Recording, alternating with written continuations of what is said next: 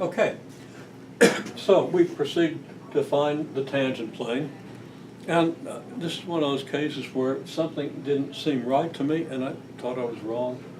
And just one of those cases where I thought I was wrong, but I'm right. Okay, I couldn't find anything wrong with any of the calculations, and but was convinced there was an error here. Okay, I kind of know what I was thinking, and maybe I'll be able to explain it. But anyhow, tangent plane with this normal vector through this point. Same thing I wrote at the end of the last video. And just a little picture here. We got the point 1, 2, 9 and the point x, y, z. The vector from here to any point on the plane has to be perpendicular to the normal vector. Well, here's the normal vector, and this means that if we dot this vector with the normal vector, we've got to get 0. Now what's the vector from 1, 2, 9 out to x, y, z? Well, it's x minus 1i plus y minus 2j plus z minus 9k. So here's our equation. Now, of course, we're going to simplify it by doing the dot product. We get negative 2 times the quantity x minus 1, negative 8 times y minus 2, and 1 times z minus 9.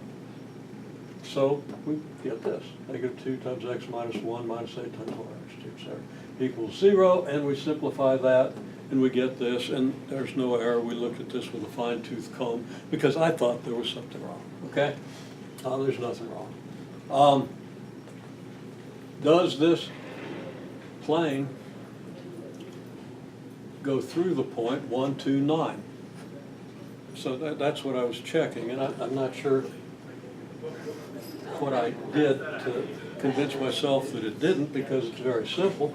You let x equal 1, you get negative 2. You let y equal 2, you get negative 16. That's negative 18.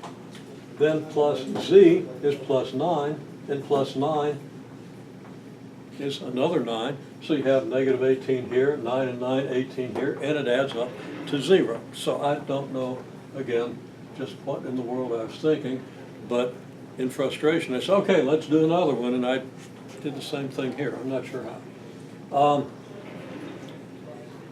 But there's something to be learned from this. So I just did another example, okay? This graph, when x is 1 and y is 1, because I wanted the numbers to be really simple to make sure that we didn't do anything wrong, okay?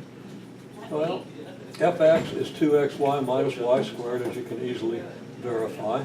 And if x and y are both 1, that's going to be 2 minus 1, which is 1. And then fy is x squared minus 2yx.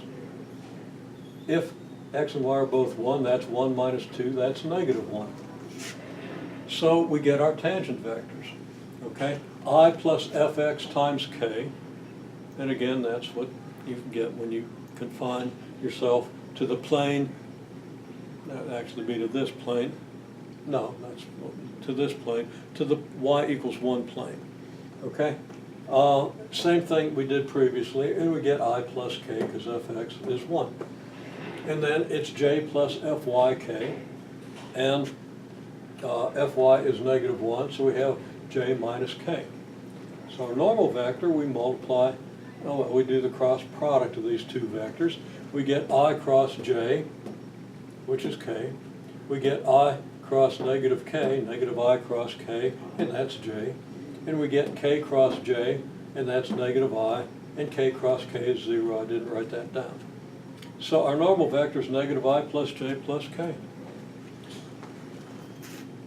From that, f of 1, 1 is 0, and I didn't write this out because I was thinking ahead, but f of 1, 1 equals 0. So our point is, I'll just draw the picture again. Our point is 1, 1, 0. Here's x, y, z, and here's our normal vector at a right angle to this, expressing the fact that the vector from here to here is at a right angle to the normal vector we just found. The dot product, well, this vector from 1 to x is x minus 1, so we have x minus 1i If we go from 1 to y, our displacement is y minus 1, so this is y minus 1j. And from 0 to z, our displacement is just z, so this is zk. Dotted with our normal vector gives us this equation, and I didn't like that one either, because I was simply not visualizing it correctly. I was thinking, well, that's a plane through the origin. This can't be a plane through the origin. If this is a plane through the origin, how is it equal to 0 out here at 1, 1? And that was my thinking.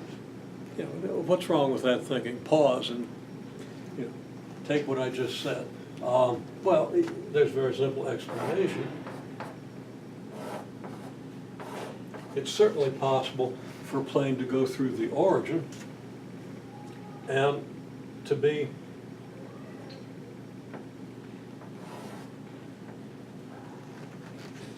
to intersect the x-axis, the xy plane, I'm sorry, at the point x equals 1, y equals 1 in that plane. So, any plane with an axis along this line could be rotated 360 degrees. There's an infinite number of planes that go through this line, and they would all satisfy this equation. Okay? So the point 1, 1, 0 is on this plane, and we can verify that. Got a messy negative sign there, and maybe that visually screwed me up a little bit. But if x is 1 and y is 1, you get negative 1 plus z equals 0. Well, that's 0 plus z equals 0. Z is 0. Don't know why. I didn't see that, except my attention was diverted by something I expected. So I didn't accept what I saw. So I thought, well, that one was screwed up, which it wasn't. Then this one screwed up in the same way. It wasn't. It was the way I was looking at it that was screwed up. Okay. So there's nothing wrong with the calculations. You'll be relieved. Now, I